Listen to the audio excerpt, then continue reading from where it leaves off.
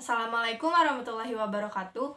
Hai, perkenalkan nama saya Khairul Rahma dengan NIM G2110977 dengan kawan saya yang bernama.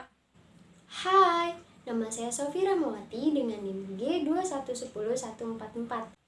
Kami dari Prodi Sains Komunikasi Reguler, Fakultas Ilmu Sosial, Ilmu Politik, dan Ilmu Komputer Universitas Juanda Bogor. ingin menyampaikan materi tentang sistem politik Indonesia yang berjudul Sistem Pemilihan Umum. Dengan dosen pengampu Muhammad Yusuf GG Seran, DRS MSI. Kawan-kawan sebelumnya udah tahu belum sistem pemilihan umum itu apa? Kalau belum tahu, yuk kita bahas. Fungsi sistem pemilihan umum. Terdapat dua fungsi sistem pemilihan umum.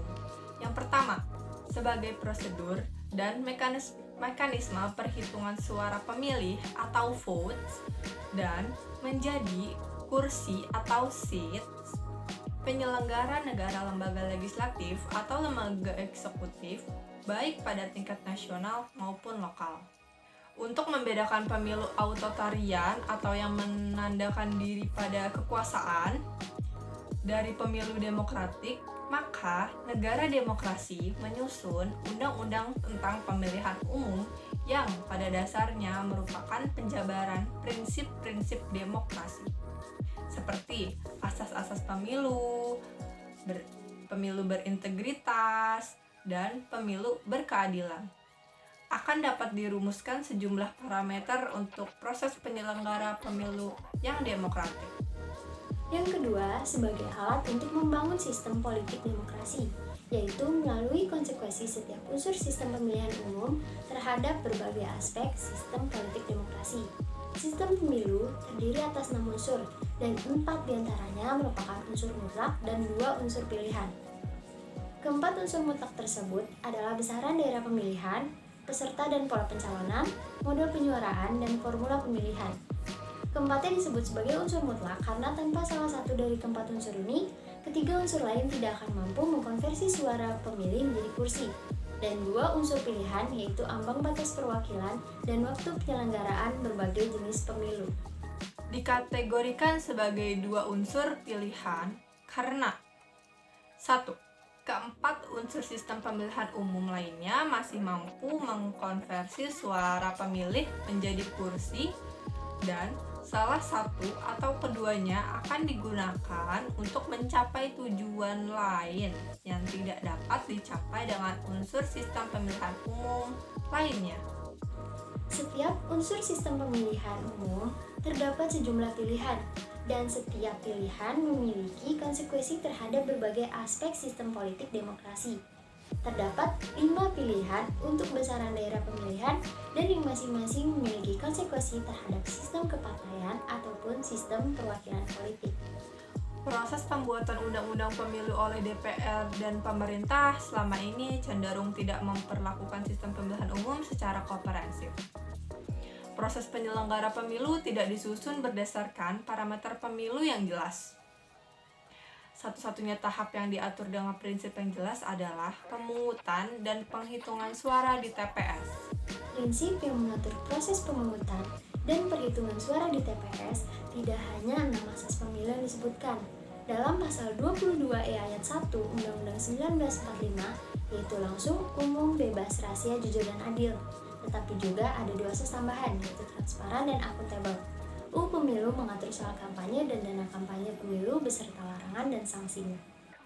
Akan tetapi, karena dirumuskan tidak berdasarkan parameter pemilu demokratik yang jelas, maka tidak hanya ketentuan tentang kampanye dan dana kampanye banyak mengandung kekosongan hukum, tetapi juga mekanisme penegakan ketentuan tersebut. Akan tetapi, sering terjadi di Indonesia pelanggaran tentang pemilu. Salah satunya contoh berita ini, yang telah melanggar Undang-Undang Pemilu. Pengadilan Negeri Bangkinang di Kabupaten Kampar Riau memvonis 4 bulan penjara terhadap terdakwa Maghribi karena melanggar UU Pemilu. Terdakwa terbukti melakukan pencoblosan suara pilpres sebanyak 20 kali untuk pasangan 2 Prabowo dan Sandiaga Uno. Sidang berlangsung di Pengadilan Negeri Bangkinang pada Selasa 28 Mei 2019 pukul 19.00 WIB. Majelis Hakim dipimpin Mini Warlia dengan anggota Nur Afriani dan Ira Rosali. Majelis Hakim menjatuhkan vonis terhadap terdakwa Maghribi 4 bulan penjara. Sidang putusan ini tanpa dihadiri terdakwa. Maghribi didenda sebesar 10 juta subsider atau 1 bulan kurungan. Menurut ini dikatakan oleh Ketua Bawaslu Riau, Rusidi Rusdan Lubis, kepada detik.com pada hari Rabu tanggal 29 Mei 2019. Kasus pencoblosan 20 kali ini juga menyeret petugas KPPS Nurholis.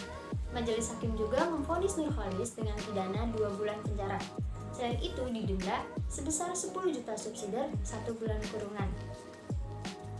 Nah, putusan ini juga lebih ringan daripada tuntutan JPU dengan penjara 3 bulan dan pidana denda sebesar 10 juta subsidiar 2 bulan kurungan. Kasus pencoblosan 20 kertas suara Pilpres untuk pasangan 02 ini terjadi pada 17 April 2019 di TPS 4, Desa Sipungguk, Kecamatan Salo, Kabupaten Kampar.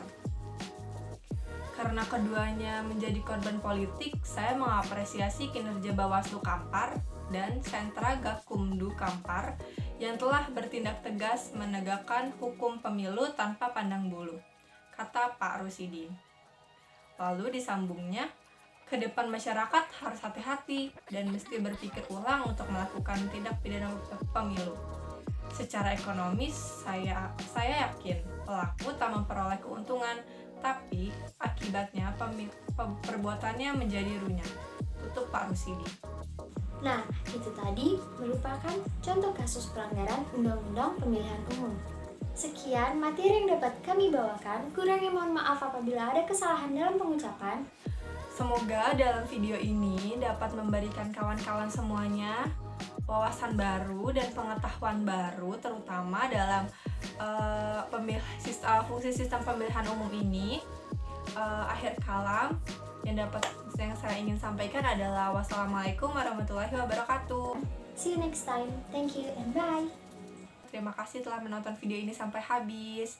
Sampai jumpa lagi.